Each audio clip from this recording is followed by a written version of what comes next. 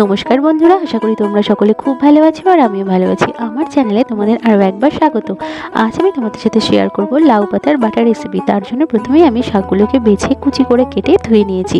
আর নিয়েছি 3টে রসুন খোসা ছাড়িয়ে, নিয়েছি 10 থেকে 12টা কাঁচা লঙ্কা। প্রথমে কড়াইতে সর্ষের তেল গরম করে 1 চামচ কালো জিরে এবং খোসা ছাড়ানো রসুনগুলো ভালো করে ভেজে নিয়ে কাঁচা লঙ্কা দিয়ে দিলাম।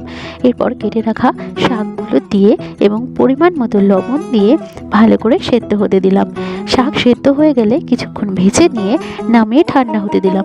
ঠান্ডা হওয়ার পর মিক্সিতে দিয়ে পেস্ট বানিয়ে নিলে এবং কাঁচা সর্ষের তেল দিয়ে একটু মেখে নিলেই রেডি লাউ পাতার বাটার রেসিপি। তোমরাও বাড়িতে অবশ্যই বানিয়ে দেখো, ভীষণ ভালো লাগবে খেতে।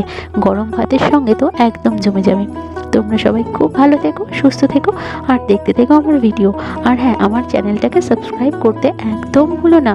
কমেন্টে জানিও তোমাদের আমার ভিডিওগুলো কেমন লাগছে। টাটা।